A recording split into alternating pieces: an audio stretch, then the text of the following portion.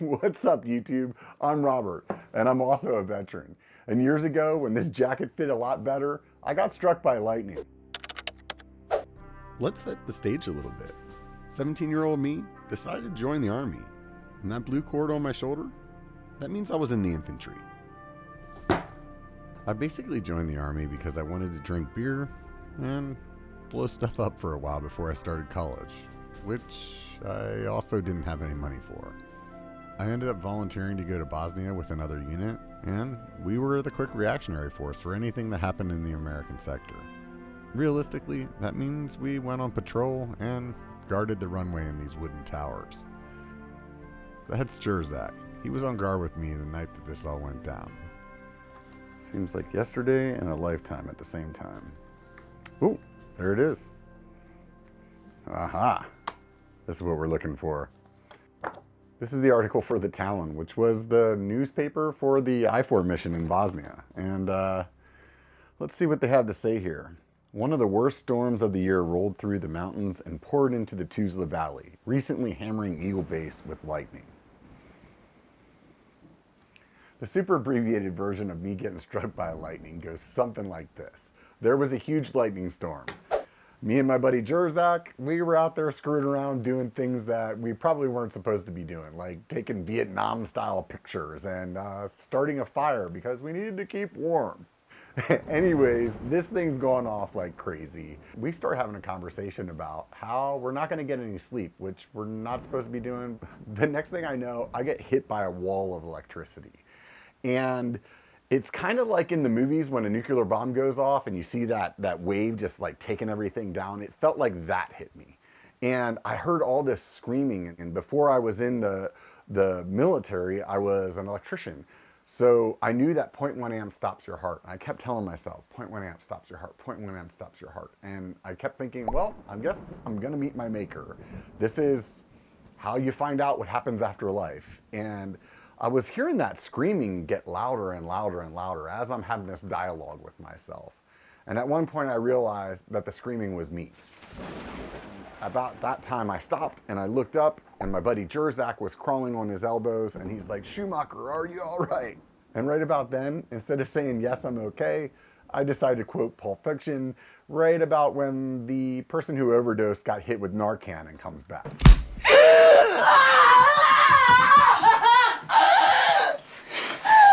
And I'm like, that was effing trippy.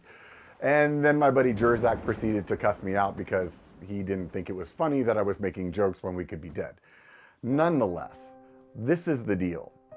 At the time, it's easy to make jokes about winning the lottery with the news reporter that came up and interviewed us. But later, things start creeping up on you.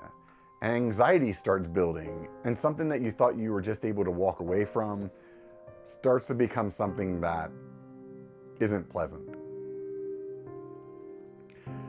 So it took me having the biggest anxiety attack of my entire life and my wife telling me, "Look, Rob, you have to stop ignoring this and you need to start addressing this."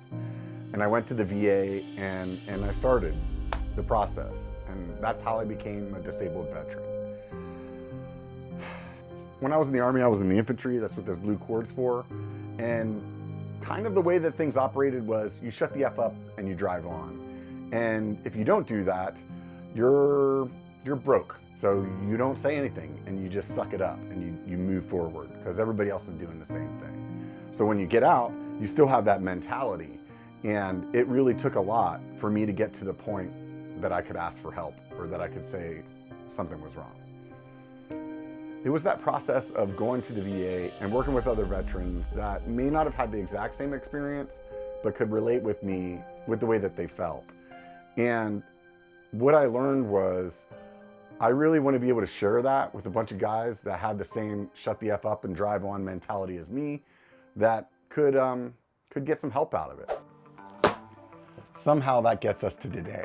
And now I'm working with a nonprofit called Disconnect to Reconnect. And they're doing really good things. I would tell someone all day long, mountain biking is my favorite thing to do. That's Casey. We met on a veterans group ride. He's the founder of Disconnect to Reconnect. It's a nonprofit that's goal is to help veterans with their mental health by getting them outside to do things like hiking, surfing, golf, or you guessed it, mountain biking. In 2024, Disconnect to Reconnect hosted its first mountain bike campout. The goal was not only to get veterans that are experienced mountain bikers together, but also to help veterans that may be curious about trying mountain biking for the first time. We have a bunch of advanced riders here, and we had some new riders today, and everyone went and rode the same trails and had a good time. And being outdoors is something special to me. Doing something hard is special to me, and it helps me with my my mental health, my sanity, and I love sharing that with other people, especially other veterans. One of the biggest hurdles of getting started in mountain biking is gear. For this event, we were blessed with the support of a demo fleet from Mike's Bikes. They're one of the largest bicycle retailers in the US and also our go-to local shop. In addition to bikes, we needed safety equipment, and Cali Protectives gladly donated helmets, pads, and gloves so that we can welcome new riders into the sport with the proper gear they needed to have a great first experience. This is your first time mountain biking, or No, I got a mountain bike, but never like this? I'm like more like just cruising on the sidewalk, on the beach, you know, Yeah. Tahoe. Yeah. That's me, and that's like this. What are you thinking? I think I'm glad that I did it. I was at the VA and I was doing a PTSD group, and they're like, "You got to do something, dude." I'm like, "I don't know how to do that. What am I supposed to do?" They're like, they got me connected with a group called Recreational Therapy, and then there was just this huge long list, and I saw this on there, so I started. Right on, man. We're glad to have you. Thanks. Some of our veterans need more support than others, and thanks to donations, we were able to outfit an amputee with shoes and pedals that would allow him to join us on the trail for some single-track therapy. Another hurdle to riding mountain bikes is fitness, and anyone that's been riding for a while knows that even though you may be fit, you may not be bike fit. Thankfully, some of the demo fleet provided to us were e-bikes. This allowed our veterans to get a taste of mountain biking without it being a complete sufferfest. What'd you think of the e-bike when you first sat on it? Well, I went that way, and all of a sudden it kind of went, and I Yeah. went, oh. D2R events are about getting veterans out to disconnect from the hustle and bustle of day-to-day life and to reconnect with the outdoors, as well as other veterans. Hearing vets talk about the way the event made them feel happy in a way that they don't normally made us feel successful in creating an awesome event.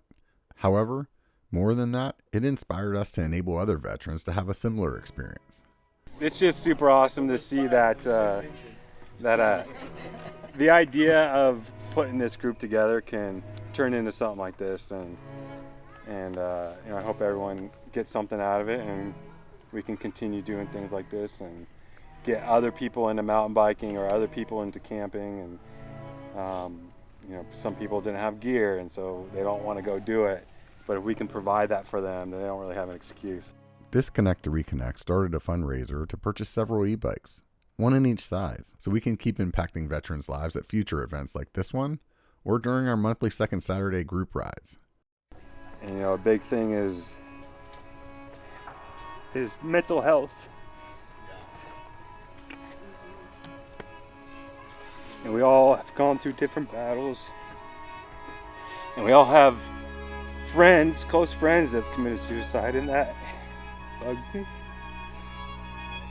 And so I just don't want anyone else to kill himself. And if we're out here, then we're not thinking about that type of stuff. So that's one of the big goals, Please consider making a one-time donation or setting up a monthly one. At D2R, we host events like hiking, snowshoeing, surfing, golfing, and any other outdoor activity that we believe can make an impact on a veteran's life. Although if you make a donation to this fundraiser, everything raised will only go to getting veterans riding. And if you want to make an impact without spending money, share this video on your socials.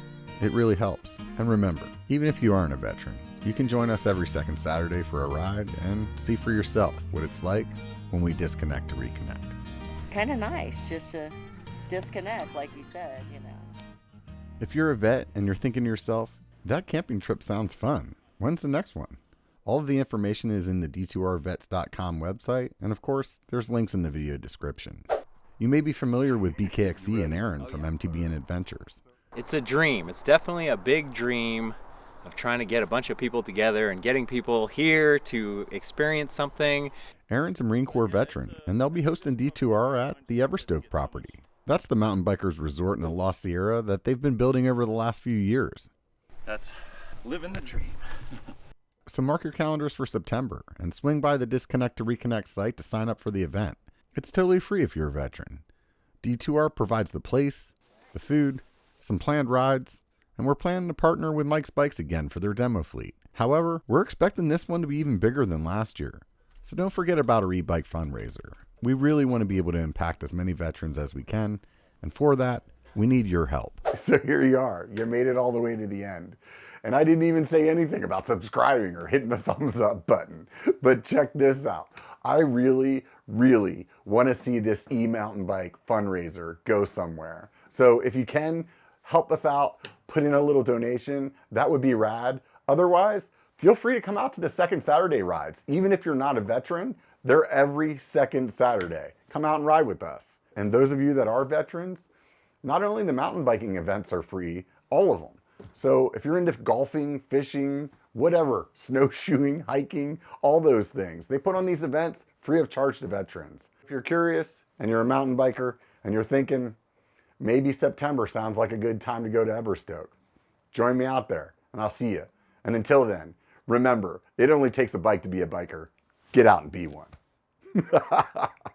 Let's see if I can get this jacket off. Oh my God. Oh, it's gonna come. No, I'm stuck. Oh, Lord.